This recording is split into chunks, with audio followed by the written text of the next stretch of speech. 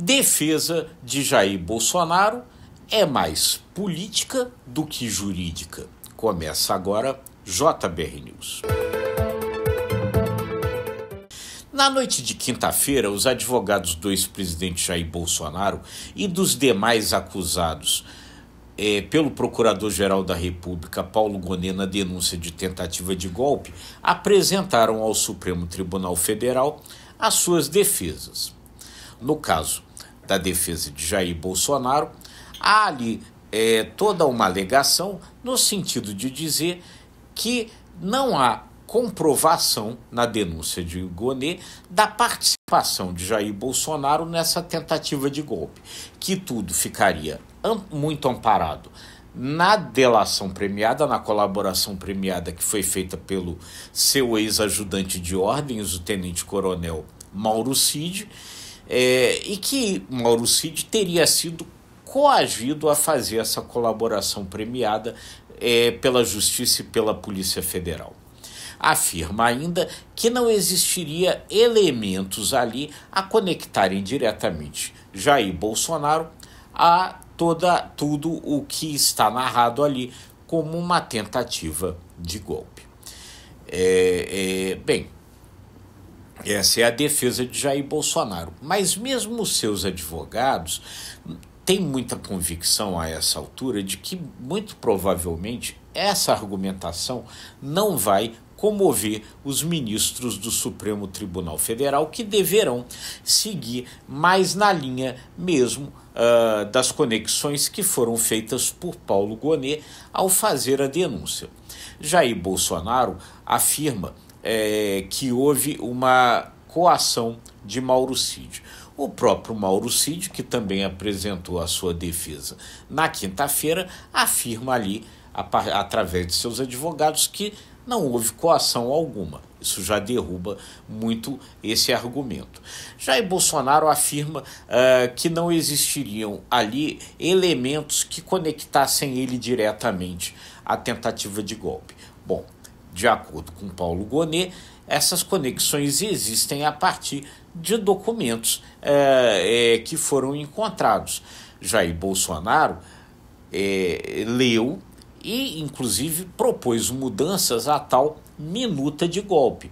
Essa minuta de golpe estabelecia a decretação de um estado de sítio ou de um estado de emergência com decretação depois da garantia da lei e da ordem para anular as eleições caso ele fosse derrotado, e aí haver uma intervenção militar em seguida no país, inclusive ali com a prisão do então presidente do Tribunal Superior Eleitoral, Alexandre de Moraes.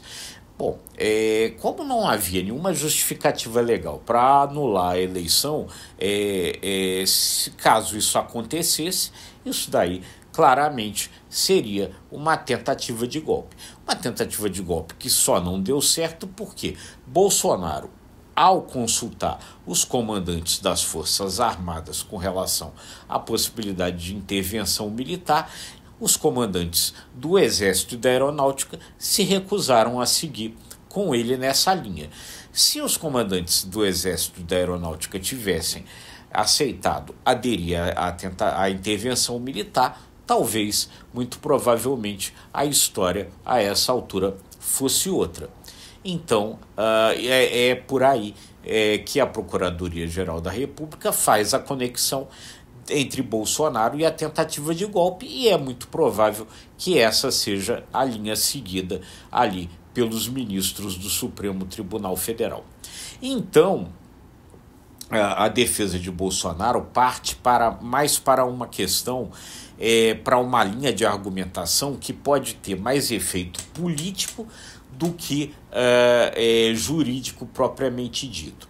Isso ao contestar o fato de que o julgamento vai acontecer na primeira turma do Supremo Tribunal Federal, em princípio, e com a presença ali do ministro Alexandre de Moraes. A defesa argumenta que outros momentos em que grandes autoridades do país, o presidente da República entre elas, foi julgado, por exemplo, no caso do Mensalão, isso aconteceu pelo plenário do Supremo, ou seja, com a presença de todos os 11 ministros do Supremo, e que, portanto, haveria um problema legal no fato agora de se fazer esse julgamento na primeira turma, que deve ser unânime em favor de manter a denúncia contra Bolsonaro. Ou seja, que isso daí não seria justo do ponto de vista jurídico que acontecesse na primeira turma. E contesta a presença ali de Alexandre de Moraes, alegando que Alexandre de Moraes, por ter, de acordo com a própria denúncia, sido alvo ali da possibilidade de ser preso, inclusive de uma trama de assassinato na chamada Operação Punhal Verde e Amarelo, ele agora estaria como envolvido suspeito para participar de um julgamento no qual ele próprio é parte, ele próprio é alvo. Isso também pode não ter força do ponto de vista jurídico na argumentação, mas aí é que entra o que a gente diz de que talvez a estratégia seja mais política do que jurídica, porque a ideia aí talvez seja reforçar a ideia de que Bolsonaro é uma vítima nesse processo, que ele não estaria não estaria acontecendo com ele um julgamento absolutamente justo do ponto de vista jurídico, ou seja, que ele seria parcial e tenderia a levá-lo à condenação. Para reforçar isso politicamente, no sentido de fazer com que aumente a possibilidade de simpatia dentro do Congresso a ideia de fazer uma anistia de Bolsonaro e dos demais condenados pela tentativa de golpe, pelos atos do dia 8 de janeiro de 2023. Quer dizer, a oposição tenta ampliar o número ali de partidos e de parlamentares favoráveis a essa ideia de anistia, principalmente ali no campo da direita, nos partidos aonde isso não é uma ideia mais uníssona. Caso, por exemplo, de partidos como republicanos, como o PP, como União Brasil. Ou seja, então essa estratégia parece estar mais vinculada à ideia de tentar mostrar isso. Bolsonaro não estaria sendo parte de um julgamento justo, e isso poderia levar a essa possibilidade de ampliação do apoio à anistia. Ou, num segundo caso, na vitória nas eleições de 2026 de um candidato ligado mais à direita, que isso levasse, depois esse candidato, sendo eleito presidente, a fazer um indulto dessas condenações. E aí a defesa de Bolsonaro mira no que está acontecendo nos Estados Unidos após a vitória de Donald Trump. Donald Trump lá indultou os condenados pelos atos lá de invasão do Capitólio lá no 6 de janeiro, que é o 8 de janeiro dos Estados Unidos.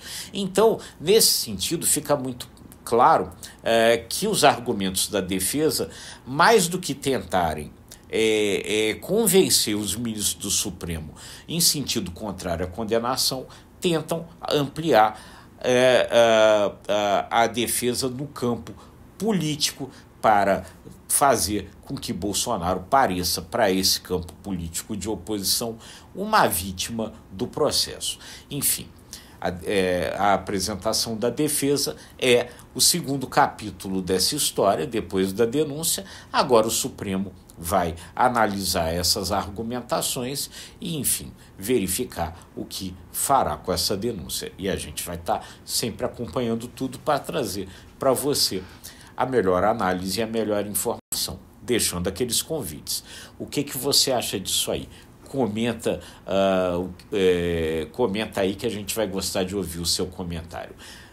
Bolsonaro teve ou não teve participação no golpe? Diga o que você acha, a gente vai gostar de saber. E se você gostou desse conteúdo, curta, compartilhe, acesse imagemcredibilidade.com, se inscreva no ICTV e nos nossos demais canais. Muito obrigado e até a próxima.